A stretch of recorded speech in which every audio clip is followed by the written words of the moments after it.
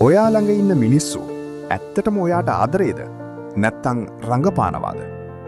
මූණට hina වෙලා පිටිපස්සෙන් පිහියෙන් අනින මිනිස්සුන්ව උන් වචනයක්වත් නොකියා ඉද්දීම අඳුරගන්න ඔයාට පුළුවන්ද?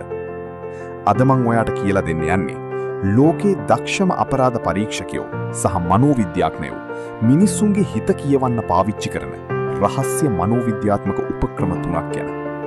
මේවා දැනගත්තට පස්සේ කිසිම මිනිස්සෙකුට ඔයාව රවට්ටන්න හම්බ වෙන්නේ නැහැ. උපක්‍රම 1. ඇස් දෙකින් බොරුව අල්ලන ක්‍රමය. The eye direction. පළවෙනි දේ. කෙනෙක් ඔයාට බොරුවක් කියනවාද කියලා ඇස් දෙකින් අල්ලගන්නේ කොහොමද? ඔයා කෙනෙක්ගෙන් ප්‍රශ්නයක් ඇහුවම එයා උත්තරේ දෙන්න කලින් එයාගේ ඇස් දෙක දකුණු පැත්තට right side බර කරලා උඩ බලනවා නම් ඒ කියන්නේ එයාගේ මොළය ඒ වෙලාවේ අලුත් කතාවක් නිර්මාණය කරනවා. ඒ කියන්නේ එයා ඔයාට කියන්න යන්නේ පට්ටපල් බොරුවක්. හැබැයි එයාගේ ඇස් දෙක වම් පැත්තට left side බර වෙනවා නම් එයා උත්සාහ කරන්නේ අතීතයේ ඇත්තටම සිද්ධ වුණ දෙයක් මතක් කරගන්නයි. මතක තියාගන්න වචන වලින් බොරු කියන්න පුළුවන් වුණත් මිනිස්සෙකුගේ ඇස් දෙකට කවදාවත් බොරු කරන්න බෑ. උපක්‍රම 2.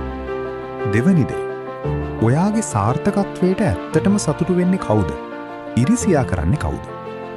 කෙනෙක් ඔයාට hina වෙද්දී එයාගේ තොල් දෙක විතරක් ඇදිලා hina වෙනවා නම් ඒක ව්‍යාජ hinaවක්. fake smile. ඇත්තටම හදවතින්ම hina වෙන මිනිස්සෙකුගේ තොල් විතරක් නෙවෙයි එයාගේ ඇස් කොන් දෙක රැලි වැටෙනවා. ඔයාට සුබ පතද්දි කටින් විතරක් hina වෙන ඇස් වලින් නිශ්ශබ්දව ඉන්න මිනිස්සුන්ගෙන් පරිස්සම් වෙන්න. උන් ඉන්නේ ඔයා වැටෙනකම් බලන්න. තුන්වෙනි දේ. කෙනෙක් ඔයාට ඇත්තටම කැමතිද? නැත්නම් ඔයාව ගණන් ගන්නේ නැද්ද?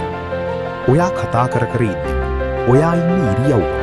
උදාහරණයක් විදියට ඔයා අතක් බැඳගත්තොත් එයාත් නොදැනුවත්වම අත බැඳ ගන්නවා නම් ඔයා කෝපි කෝප්පිය ගත්තොත් එයාත් ගන්නවා නම් අන්න ඒකට කියනවා මිරරින් කියලා.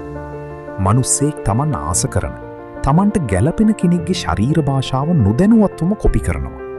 කෙනෙක් ඔයා ඉස්සරහා මෙහෙම ඉන්නවා නම් එයා වචනයෙන් නොකිව්වත් එයාගේ යටිසිත ඔයාට ගොඩාක් සමීපයි. මනෝවිද්‍යාව කියන්නේ ආයුධයක්. ඒකින් ඔයාට මිනිස්සුන්ගෙන් වෙන හානි වළක්ව ගන්න පුළුවන්. මේ වගේ තවත් රහස්‍ය මනෝවිද්‍යාත්මක තොරතුරු දැනගන්න අදම අපේ channel එක subscribe කරලා තියාගන්න. ඊළඟ වීඩියෝ එකකින් හමු වෙමු. ඔයාට සුබ දවසක්.